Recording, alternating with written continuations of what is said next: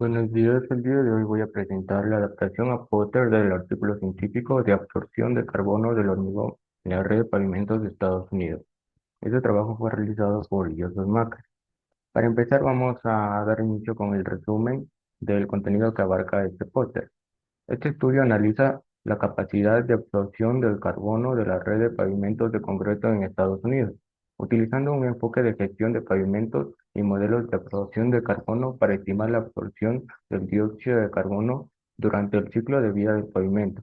Los resultados muestran que la red puede absorber hasta 5,8 millones de toneladas de dióxido de carbono con un potencial de aumento de hasta 11,8 millones de toneladas mediante el almacenamiento prolongado del concreto demolido.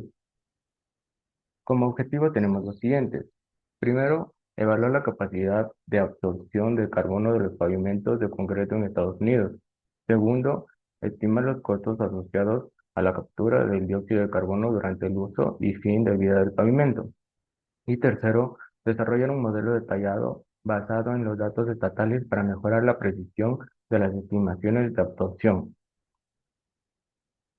Como diseño y metodología tenemos lo siguiente, que este estudio utiliza un enfoque de modelado de gestión de pavimentos dividido en dos etapas. La primera que es el modelo de gestión de pavimentos y la segunda que es el modelo de absorción de carbono. Como podemos observar en la figura 1 tenemos una descripción general de la metodología que se divide en las siguientes etapas. Primero, la evaluación a nivel nacional, seguido de la evaluación a nivel de red o estatal y por último la evaluación de red individual. Para hacer estos análisis se utilizan tres características: el tipo de materiales que se utilizan en la construcción, las condiciones climáticas y la geometría del pavimento. A su vez se realiza un análisis, como podemos observar, que es en la fase de uso y otro análisis que es en la fase de fin de vida útil. Finalmente, en la parte inferior podemos observar un gráfico en donde analiza la edad de cada segmento en un inicio del periodo de análisis, luego en un tratamiento de la superficie y finalmente en la demolición o fin de vida útil del pavimento.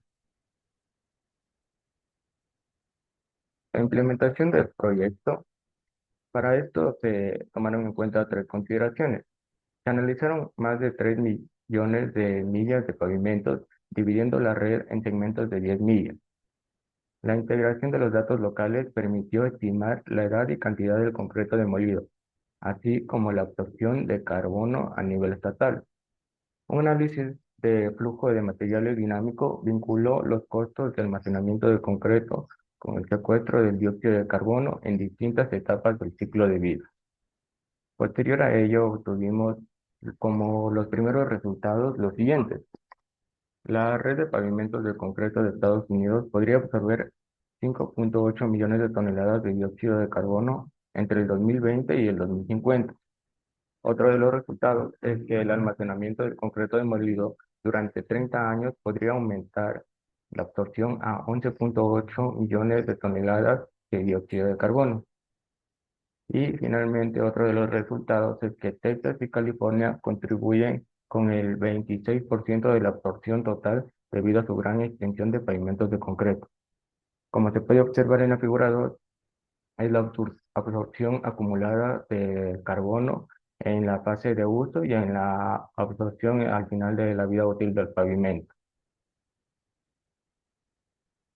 Como resultado clave 2 tenemos lo siguiente.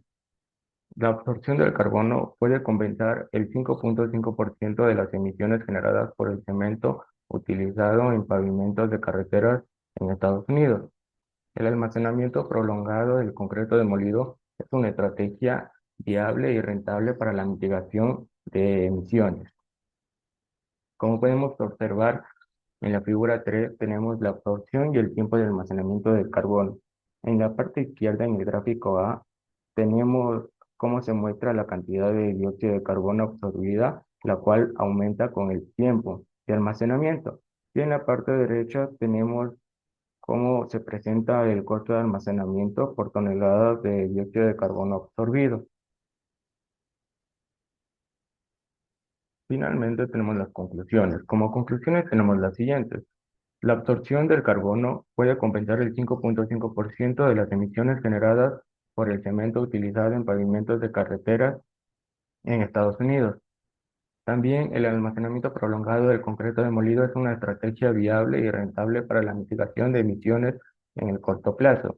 Y finalmente, se recomienda mejorar la precisión de los modelos, incluyendo otros elementos de infraestructura y considerando el impacto del cambio climático en la concentración del dióxido de carbono. Y este ha sido todo el contenido de este póster. Gracias.